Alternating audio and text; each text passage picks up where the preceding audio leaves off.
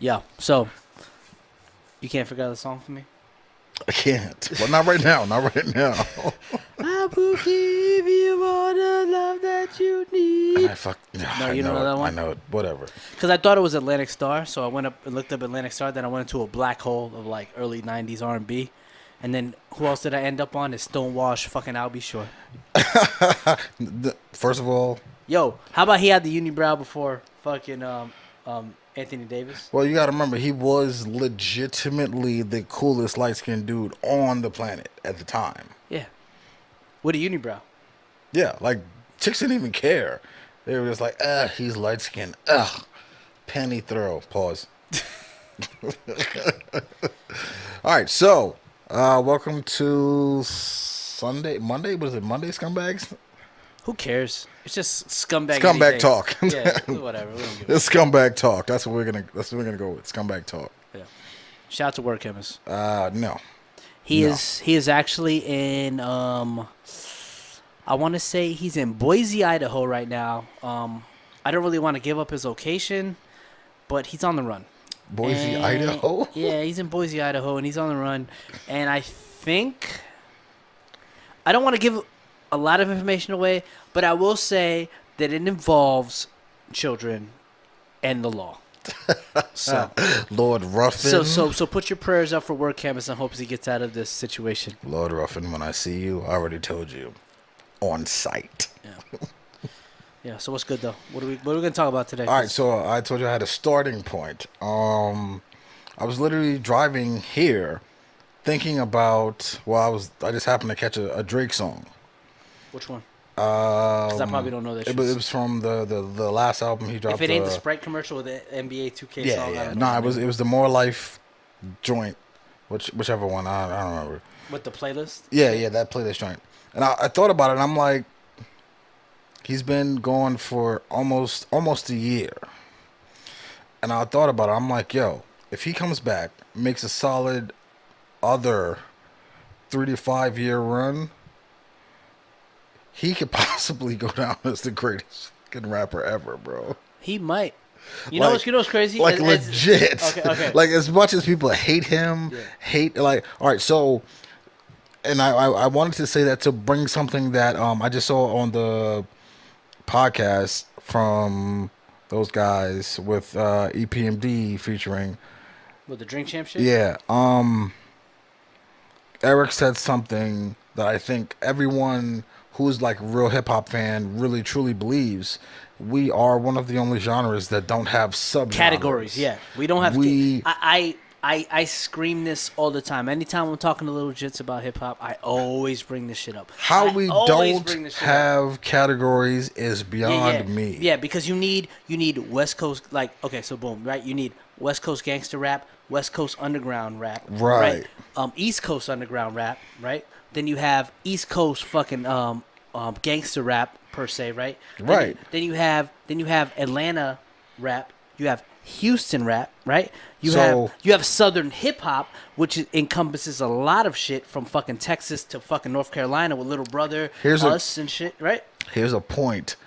I think we almost made them say, "Yo, rap needs genres, horrorcore." Remember that? Yeah, we forgot about that. People were legitimately saying that's not regular rap. Like they need to partition that off. But you know what's funny back then too, from my recollection, even though I was kind of young, is when the West Coast gangster rap came out, that was not East Coast hip hop. Right. Like it was a different thing, right? From my knowledge and from everything that I've read and heard people say, the only reason they end up not sessioning it off that way was because of the East Coast West Coast thing. What do you mean? They didn't want that separation, and I'm using my quotation fingers. They didn't want that separation in hip hop where it was like, oh, what do you mean East Coast rap versus West Coast rap? Like, no, like they thought we were trying to basically say, oh, that rap is just for them. This rap is just for us on the East Coast. No, we were literally saying that sound is their sound, which is true. There's a sound that comes out of the West. But the only way you can explain this is if you explain it in the terms of rock and roll.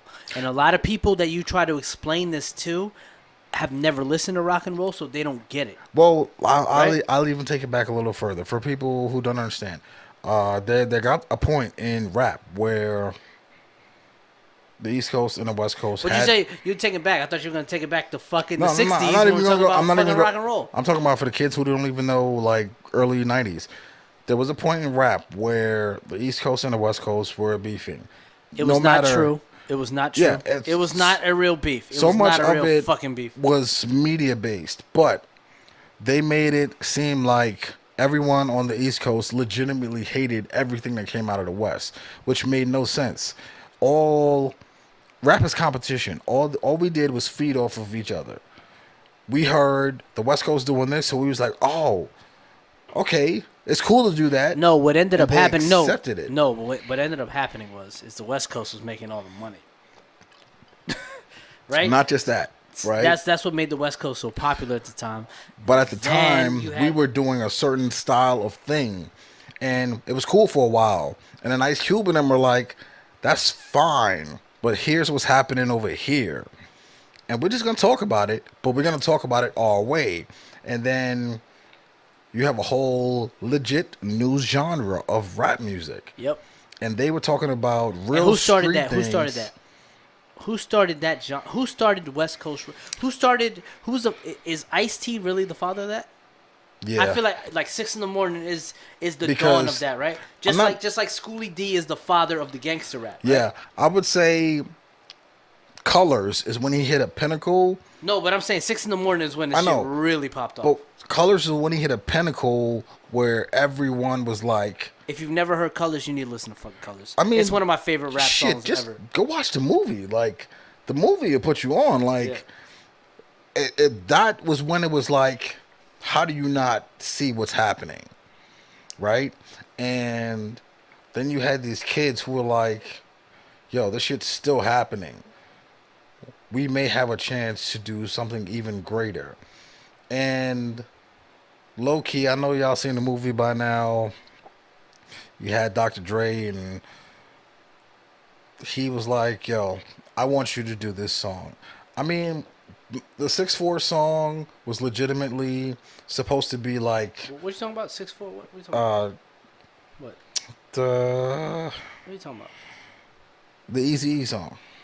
Oh, okay. I thought you were talking about 6 No, in the morning. Police at my door. No, not that one. I was about to fucking fight you. Talking about- yeah, right now I'm about to NWA. disrespect the shit out of you right now. NWA. Don't you ever disrespect 6 in the morning. So, by the time that came out, that was like What are you talking about? that was like What was the first NWA song? What was the first one? the very first one. If it, because you got to remember. Easy got the single out first, right? Right, but that I don't even know if they counted that as an NWA song. Really?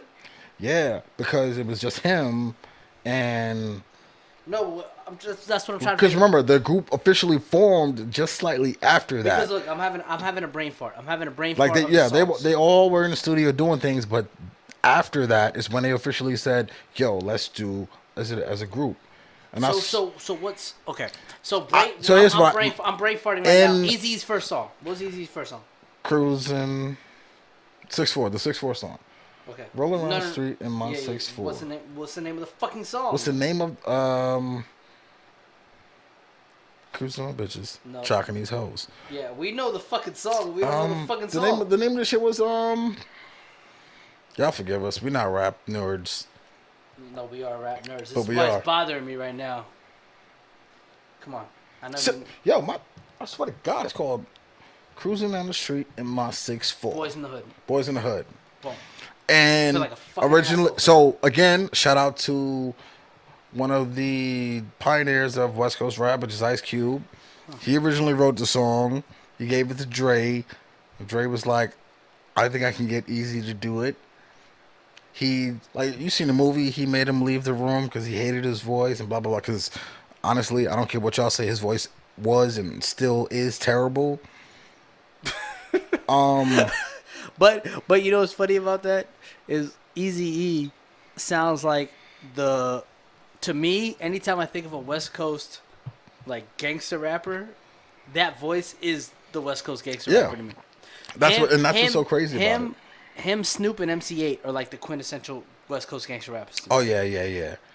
I put Ice Cube up there too, but Ice Cube. I don't put Ice Cube the way I think about gangster rap. Yeah. My thing about Ice Cube became such a rapper. I stopped putting him as just a West Coast MC. Yeah. That was my thing. Hey, you want to hear a hip hop confession? What? I recorded over Death Certificate to put Group Home's album on. I basically put the fucking paper in the top of Death Certificate. So you paused taped over Death Certificate for Group Home. For Group Home. I like the way you just looked down at me. I mean, if you get stabbed up on the way out of here. Yo, that Group Home album was pretty good though. That's a great album. So you gotta, for the people listening, you have to understand. Yeah. Let me check. I don't even know what was on that album because I never listened to it. For everything that was going on in the West Coast, the East Coast still existed. We were still releasing albums and doing all this great shit. And I keep saying we, like I was there. Well, I was there for half of the time, but there were still great albums being put out. It's just that we were getting overshadowed at the time what was it, the 95 Source Awards? What happened with the Source Awards? The 95 Source Awards. When Snoop and them was on stage and they damn near caused a riot. And then Suge got on stage. Yeah, fucking the so up until that time, No Vaseline is on. Yeah. Yeah. So all right. So for those who don't know, No Vaseline was a diss to the most conscious, and it was just fucking a diss to NWA. No. No Vaseline really wasn't a diss to WA only. It was also halfway to Common, because I don't know if you remember. For some reason, Ice Cube took offense. No, he didn't throw no shots on No Vaseline for him. That was some shit after that. I know, but everybody attributed it to, and I have no idea why they attributed part of No Vaseline to Common. That makes no sense. Remember, because so think about it like this. Okay. Do you remember why the Bitch and You came out? Yeah. But look, you gotta look at the years though. You gotta look at the years. I know, but I don't know why. Because you gotta remember, Resurrection originally came out around that same time. Really? Because you remember his line when he was like, "I know you was out there with the boys in the hood, something like in the wood," and for some reason they all was like, Resurrection came out in '93, right? This is roughly around the same time. Death Certificate came out in like '94. No. Let me check this shit out. I'm telling you, Death Certificate came out pretty early. He exited NWA. No, bro, you were wildin'. That shit came out in '91. Oh shit, I'm super. Yeah. So Resurrection came out. No, go look at Resurrection. Resurrection came out. You are fucking on. Resurrection came out super early. No, it didn't come out in '91. You fuck. I'm not saying '91 because that's when Common's first album came out. That's what I'm saying. No Vaseline was just a straight diss to NWA. I know. We all know this. Okay. But for some reason, it's No Vaseline. It's not No Vaseline. Though. Look up when Resurrection came out, and then '94. You fuck. Like I told you. Then I said '93 though. I was wrong. Yeah, you was wrong too, bitch. No. But what was the Ice Cube song then that they attributed to the Common beef? I don't. It was a West Side Connection song. I don't remember, but I just know the Bitch and You was directed towards them because they took Murdergram. Because they took offense to the Boys in the Hood line, and he was like, "Yo, it wasn't even like that. But if y'all want to come at me wearing koofies, I'll let y'all know what this Southside Chicago shit is all about." Yeah, and he sure did. But dude, the Bitch and You is probably one of the greatest diss songs ever made, and people don't even realize it. From your friendly Chicago rapper, Common. Yeah. The most peaceful guy you would ever think to meet back then was tossing 40s off stage in the crowd at people who was trying to boo him across the nation. But, this is neither here or there. But, yo. Yeah, you know who started this shit? Mac 10. Of course it's Mac 10. Mac 10 with these guys on the song Slaughterhouse, West Side Slaughterhouse. That's the song that set it off. Yeah.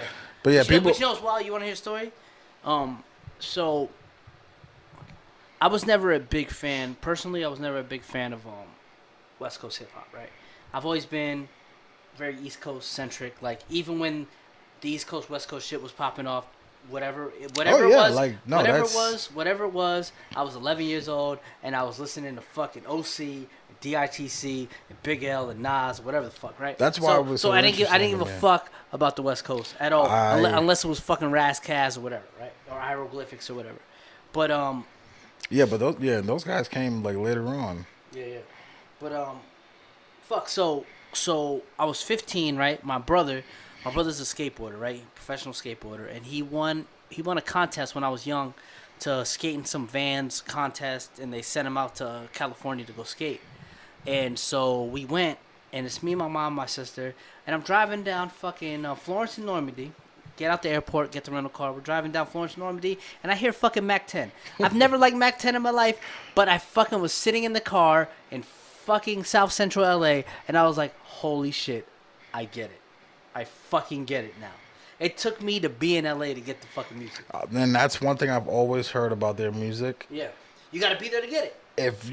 When you're there and you hear it, it's a totally different. You know who else is another nigga who does that? Is Devin the Dude. If you don't fucking smoke weed or been around motherfuckers who smoke weed, you're not gonna get it. Yeah, no, he's definitely one of those. Yeah. Like Salute to him. He's a Florida dude too. Yeah, people always try to understand like why he was always famous, and I'm like, you smoke weed, then you'll probably never get it. Yeah. Or you got friends that smoke weed, you might get half of it. Like it's one of those situations where you have to be around or participate in understanding why he was dope to them. Like if you've never been to the East Coast, Devin the Dude's one of the greatest rappers of all time, by the way. Like he is the what's this guy? He's the John Denver of rap.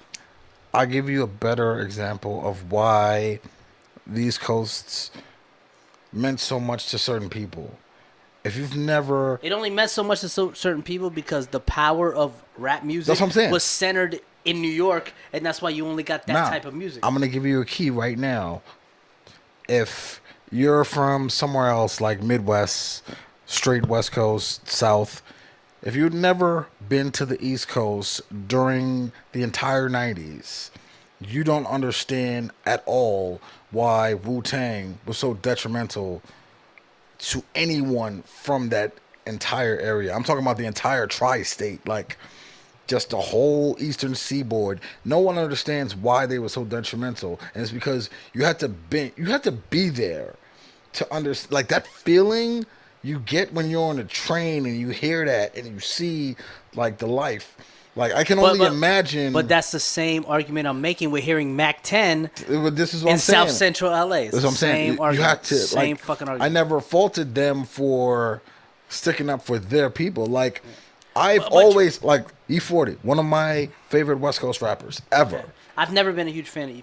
To be honest. I love him because. But I do respect his pen because he's nice on the mic. He's first nice of all, on the mic, bro. Dude is stupid nice on the mic. But he's never found a pocket that he could not manipulate. And that's he's a master at that about shit. Him that I've always liked as a producer listening, and I'm like, yo, this dude. But you know what's funny about him? He is unapologetically fucking the bang. Yeah.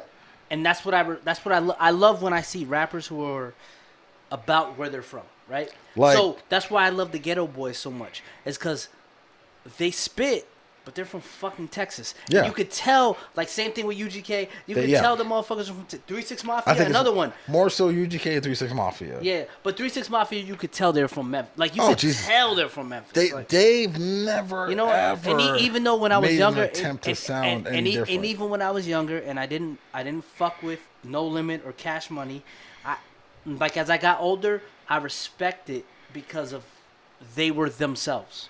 You understand? I'm gonna tell you. So this might be a hot take. I always felt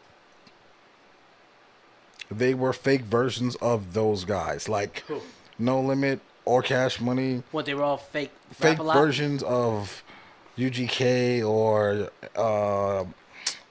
3 6 Mafia. Like I always felt like they were reaching. Okay, so I know. For this, let me ask you a question though. Feeling. Let me ask you a question. So, do you feel how I feel that all of the beats you're hearing now are bastard children of 3 6 Mafia beats from 1997. Yeah, they started all of this. Right? And 3 6 kids, like 3 6 kids, Mafia needs way more respect. And I've never been a huge 3 6 Mafia fan at all. I'm gonna tell you when, for me, I realized that what they were doing was gonna become the future, and people literally it got put on such a front and center stage. You know what I noticed that shit when they had that Inspector Gadget sample, and I was like, oh, these niggas is done. Not even that. Like I'm gonna be even more recent, and it's gonna scare people because it was so in their faces. They just don't realize how slow time works in music history. When they won a Grammy for a movie that they did most of the score for. Yeah, that's when But people didn't actually listen to the album preceding that. Literally, the song that won a Grammy was like a leftover from the album they had just made. So whose dick did they suck? No one. Like, people don't understand, like, what they were doing was for them. Hustle and Flow. So they wrote all of it. Yeah, right? all of it. All the music for that. They wrote. But the thing about it was almost like they were writing a gimmick of themselves in that movie. That movie is a gimmick of themselves. Right. So sonically, they were writing music that were a gimmick of themselves. And so they want an Oscar doing a parody of themselves, which is hilarious. Which is kind of the dopest thing ever. Because think about anybody that wins an Oscar who like truly actually like really probably deserves it. Denzel wins an Oscar for playing a militant black dude. He's playing the one parody he's never done in his entire career. He wins an Oscar for. No, nigga, the nigga played Malcolm X. He didn't win an Oscar for Malcolm X. In that movie, he won an Oscar for fucking Training Day for being the fucking traitor. That's what I'm saying. In Malcolm X, though, what did he actually do that was Training Day-esque? Nothing even remotely near. Okay, but Malcolm X is that motherfucker's greatest role ever. Yo, people forget he what's the Bro, you can't tell me that was not Denzel's greatest movie is Malcolm X. Like, Training Day was fire, but Malcolm X is the greatest movie. He's done better stuff after. Malcolm X is the best movie he's ever done. But I'm saying, like, name me a movie better than Malcolm X for Denzel Washington. I can name you a lot, but no, him acting. You can't name me a lot because you can't name me shit. No, I can't. But my point is, fight me right now. What he was acting for, like, you got to remember. Denzel. You need to be a politician. Think about this. Dancing around this fucking question. Denzel, in his entire career, right, has never done a sequel. Think about that. Think about all the actors you know. Never. That's not what we're talking about, though. I'm just asking you his best role ever. His best role ever is Malcolm X. I can't say that because what's his best role to you? One, he's still doing it. What's right now? What's his best right role now? To you? American Gangster. Right now, American Gangster. Nah, I can't fuck with that. American Gangster. You know why I can't fuck with that? Because I don't like the source material. Because I don't like the guy who was telling you the source material. Right. That's fine. But the movie's dope. That's the part about it. Yeah. Like, we can all forget. But I feel like Training Day was a better movie. Right. I feel like Training Day was a better role. Training Day. Malcolm X was the best role that. But you have to remember, this is based off of Denzel Washington is Malcolm X to me. So think about it like this: American Gangster is based off a real guy, but his whole persona in life was to be hidden. Malcolm X wasn't about that. Hear me, see me. I'm not afraid of you. But this has nothing to do with the movie as a whole. Yes, it does. Because remember, Denzel is a method actor. Meaning, when he filmed Training Day, they was like he was getting on sets fights with people left and right because he stayed in character the whole time. Dude, compared to what he did when he was Malcolm X, dog. All right, so come on, think about it like this. Come on, Malcolm X versus Alonzo in character. No, we're not. Who's worth acting more? Skill? Who's worth more as a character? Malcolm X. All right, so. You got to remember, this is young Denzel too. He is trying to put his ass out to be. He put his ass out when he did fucking Malcolm X. That's what I'm saying. Like he was like, "Yo, this is somebody who we're gonna talk about for the next two. Because how many people 300 didn't even know years. who Malcolm X was till that movie came So out? he's like, yo, I'm gonna put my foot in this because of what he meant to our culture. Alonzo was just a random movie, but he still put his foot in that. Yeah. But he's like, yo, this is Training a Day was guy. fire, though. Like, imagine if Denzel did Ali, which I'm not saying Will did a bad job, Yeah. but imagine if Denzel did Ali. Yeah, he was too old to do Ali. I know, and he was like, he could never be as fit as Will was in that movie. Yeah. But imagine if Denzel did Ali, like, not the fighting scenes, obviously. No, the gravity, the gravitas. That's what they that call he the would have pulled gravitas. into that. Like, and Will did amazing job, but Will didn't reach Denzel status until he hit Pursuit of Happiness. And then he just fell off. He hit his peak and went down. Well, I don't think he went down. He just started doing. I think he signed a bunch of dumb contracts. Yeah, but you know what's wild too is you think about this, right?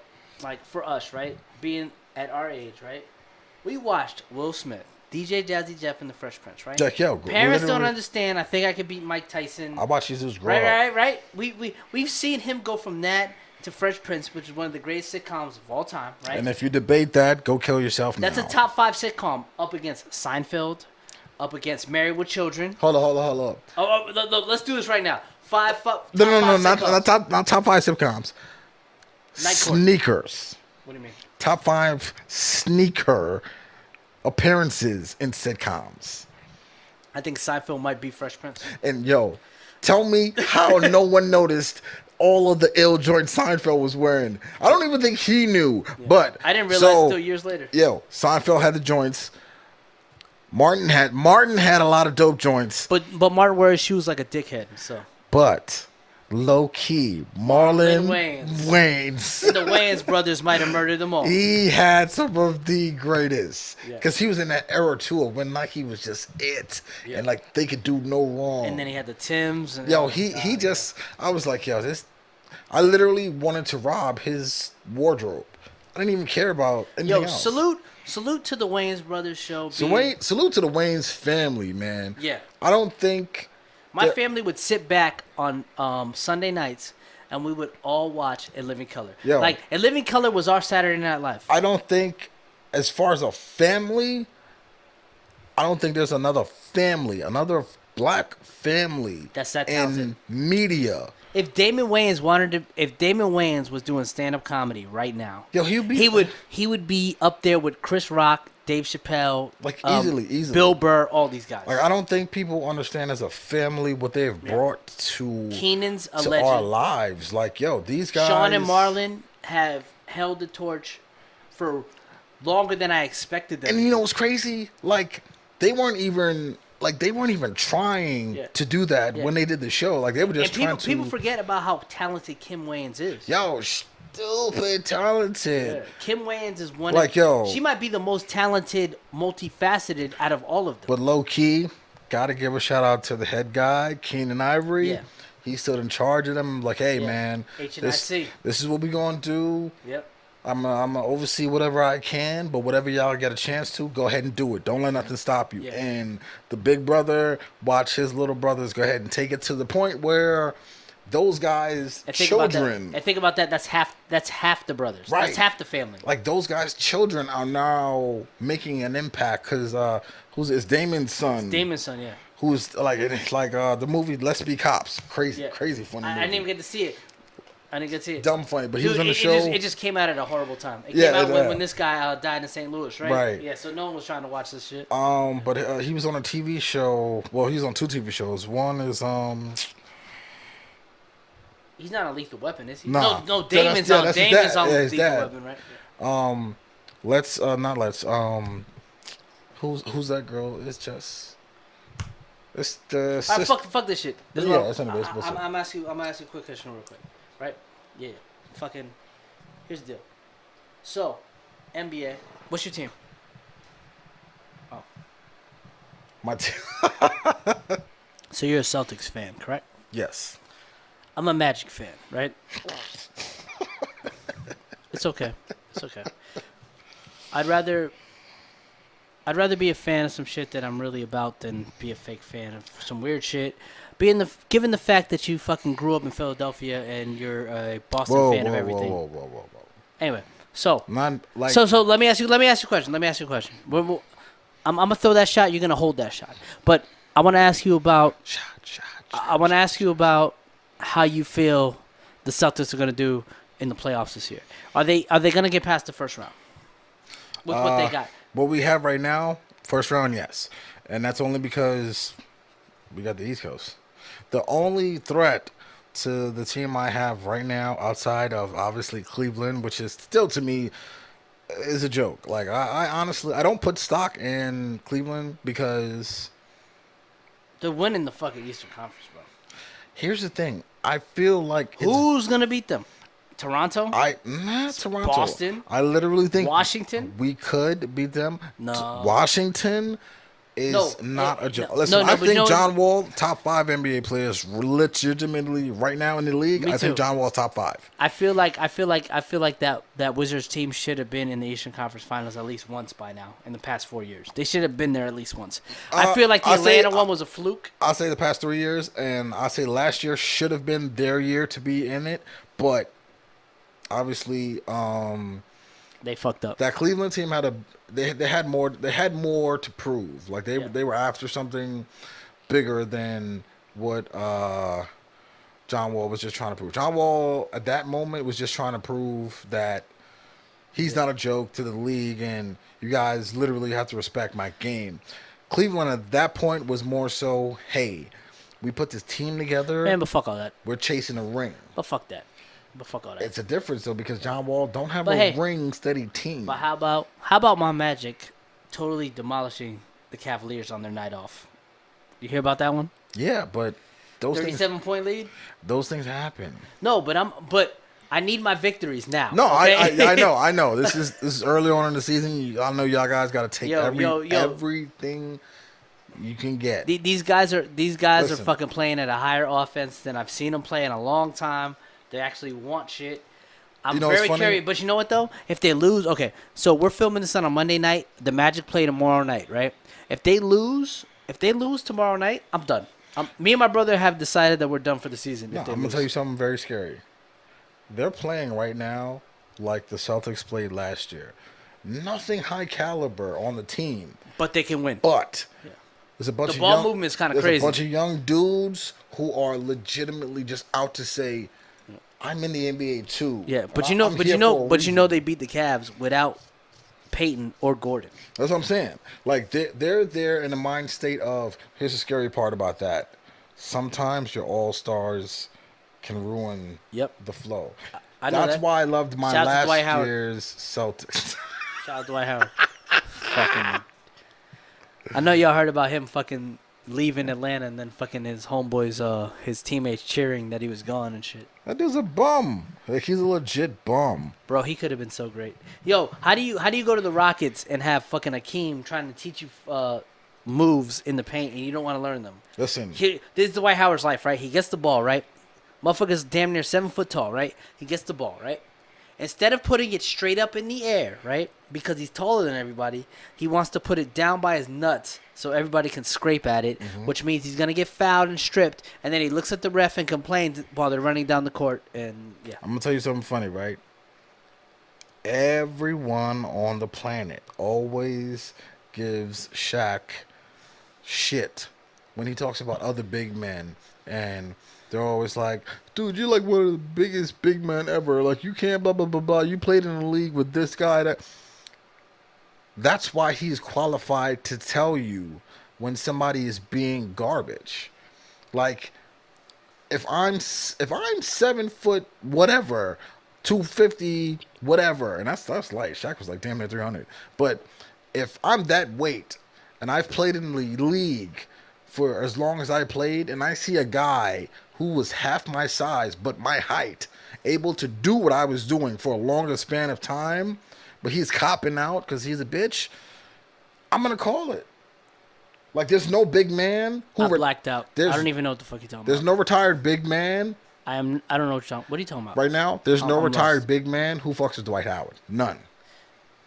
Oh no, None. there's no players in the NBA that fuck with Dwight Howard. But I'm saying it on a big man level. Like, you know, Okay. they always stick together because okay. they're big dudes, so Okay. they respect the play. And for context, I want y'all to understand how much we don't fuck with Dwight Howard.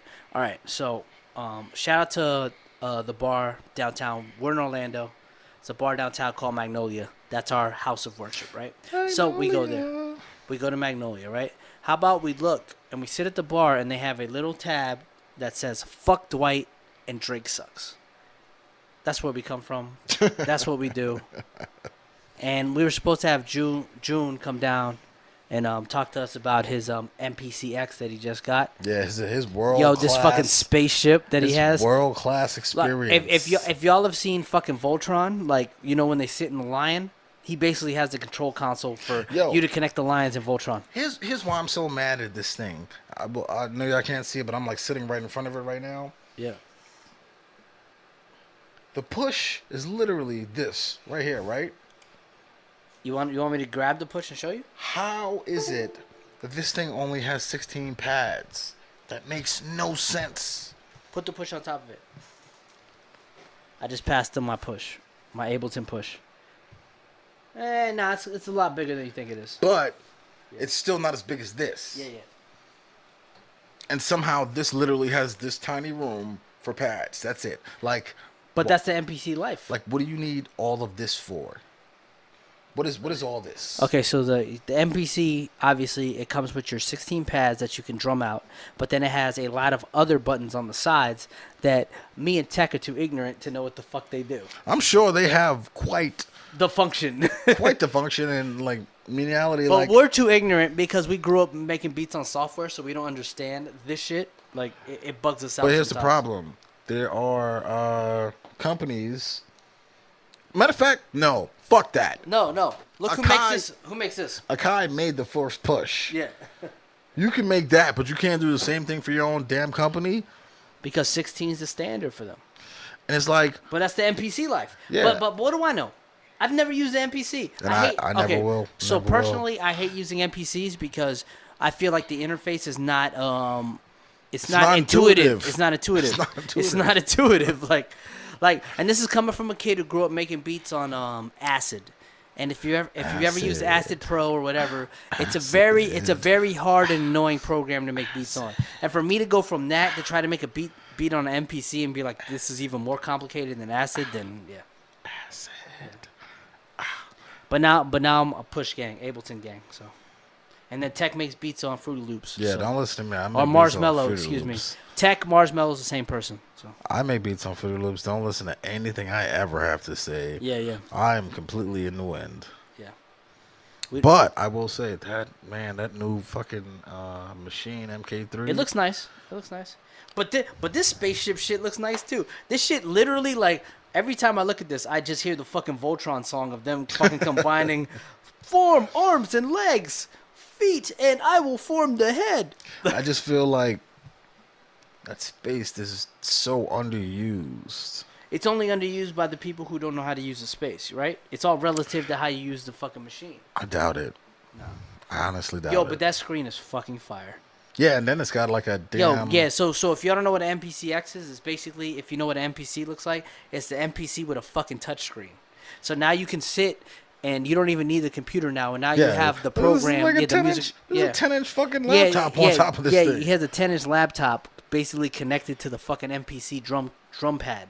So he can touch the screen and fucking do what he would do on the computer through that, which is kind of ill. Which, I mean, it's super ill. Super ill in a situation where you don't need the computer, but... Yeah. They basically made it so you don't need the computer, which is kind of fire. Which is I heard that was the whole move but for this line is to get back to the standalone. Yeah. Which is cool, but still, I just think the space is just so underused. Yeah. But that's just us hating on the way Akai does their interfaces. We are Akai interface haters. We don't hate on the sounds that come out of the MPCs. We hate on the interfaces that they make to make the sounds come out. Half the shit I use, I push through emulators that are Akai. For fucking Akai, like the MPC 60 and 2000. Like I push most of my shit through that sound digitally to try and make it that warm ass hardware sound, but still though, for them to be making hardware in 2017, and for this to still look like this makes no sense. And now that for me is why I say that. Like, you literally a few years ago made the original push for Ableton. They took it and they didn't make any fucking changes. You know what Ableton is to me? It's the IKEA of beat makers. Yeah. Like of beat making software. Yeah. They basically streamlined everything you actually needed. Yeah. That's all I did. But then again, you got to remember, like when you have like and I'm sorry for anyone. Oh, hold on. Let me do a disclaimer. For anyone who's listening, is like, what the fuck are y'all niggas talking about? I'm sorry. Fuck you. Come back to us later. But anyway, so Akai's been making fucking NPCs for fucking 20-something, 30 years, right? Yeah. Like so they have to make things a certain way for certain customers who've been buying their machines from day one. So that's why these shits are the way they are. That's what I was just about to get into. Yeah. That's exactly why this shouldn't look like it looks. No, dude.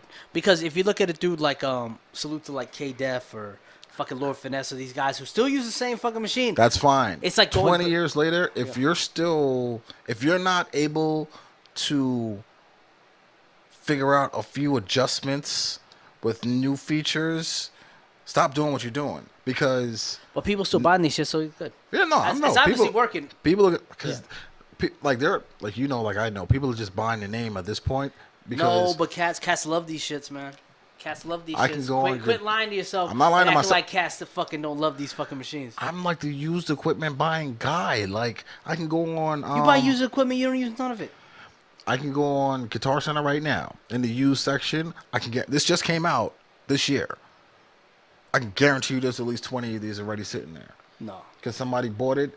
They're like, I bet you a 12-pack of the finest beer at Total Wine that these shits aren't gonna sit there till at least March. You won't see one of these in there till March. That's such a bet. Are you crazy? That's a bet. March. You crazy? March. I bet you till March. We're gonna look in December. MPC X, not live. X. We're gonna look in December. We're gonna look in December. Yeah, we'll go in December. I'm with that. And I can guarantee you, there's at least 10 of those joints. Nah, they're gonna be there. I'll tell you, the touches will be there. Touch has been there. Yeah. That's how I know this is gonna be there. But let me ask because you, if you can't work the touch, what's the point of getting this? Let's flip it a little bit, and I want to ask you, like, so when is Fruity Loops gonna be like? When are you gonna fucking log into Fruity Loops and go fuck this whole shit? I've been there for like the past 2 years. What, you've been like, I can't do this shit no more? Like, you can't fuck with them? Only because, as a all software person, I've been wanting the tactile feel of things. Yeah. But Fruity Loops doesn't give you the tactile things, and you're more comfortable using Fruity Loops, correct? They do, because they're like compatible with almost any MIDI thing ever, right? Yeah. But it's half compatible. Right. Nothing has the full features. Like, because I know I can plug this in to Ableton, and I know it's there. Yeah. Like, but you're only gonna get 16 pads out there. Exactly, and that's the thing. Like, all this other stuff, all these other beautiful knobs don't work, and it's like. But you know what? But honestly, I'm gonna keep it real.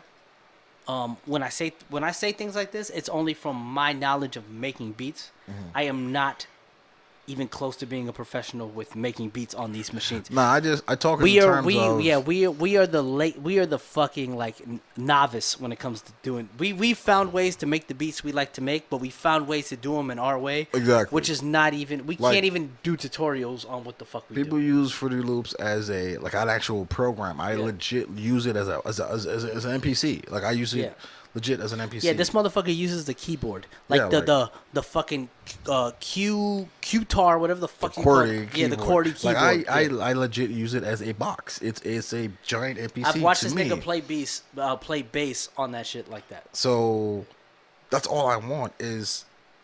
You want something like that? A box. That's why you might. But then if I were to like go to Germany and like sit down with these people, like, I would legit be like, this is all we need to do. Yeah. This, and this. I don't need 64 pads. 32 will do. But I will say this: salute to everyone making these shits, because fucking we are in a situation in music making where you can get everything in a Listen. fucking box and it's insane. If you're starting out and you're thinking, man, I want to make music, I don't know where to start. You can legit download any of these programs for a trial and get accustomed to any one of them and love it. So don't listen to us hating. We're from a generation of when software was new as far as making music, and We didn't even know how to use this shit. yeah, we were We had all to- just learning on the fly. Yeah, everything we've done from up to this point is learning on the fly. No tutorials. Yeah. Us just trying to figure it out. Us having friends tell us shit. Like Yeah. people, I always tell people like, I only use Fruity Loops for like 10% of what it can really do. And that's only because I don't use it in the way people use it. Like I don't use it as a DAW. I legit use it as a box. I need my kicks, my snares, and my sample to come out of something. That's all I use it for. All that other fancy shit that it can really do, Words from Marz Mello. I don't need it. I don't need it. Like You don't need the what's the shit? Arpelago, whatever the fuck. yeah, it the is. arpeggiators and all Yeah, this yeah. other, like yo, it No, can, no, it no, can no. do so much, but it's like I don't need it because that's not the We way don't- I yeah. personally make music. We haven't decided personally yet, even though we're going there. Trust me. Me and Tech are going. Me and Marz Mello, we're going there. We're gonna start making some fucking 16-bit video game music, and we're gonna change y'all's lives. And we're gonna create a brand new fucking Captain Commando video game, and we're gonna create the fucking soundtrack. Yeah, we're gonna do that. And then after that, This is why- we're gonna talk to Mr. Suzuki, and we're gonna do fucking the Streets of Rage, fucking 4. Oh, can we please get that? Yeah, remade? yeah, and then Please. and then we're basically gonna make a whole new album for CNC Music Factory. The Captain Commander though, like that's legit why I played Marvel vs. Capcom 2. Yeah. He was my guy. He was a part of the team that I had no defeats in. Check this out. It's 1:30. Oh yeah, we're Tapiocas. out. We're out. Yeah, we're Last done. call. We're done. Last call, but done. Yeah. Marz Mello, Shinobi Stalin, WordChemist over there in Boise, Idaho, on the run. He's really part of this beer money Chemist podcast. on the run eating. And shout out to June because he died. He was Yeah. supposed to talk to us about his NPCX, but he didn't make it. So Chemist on Next the time. run eating. yeah, we out here.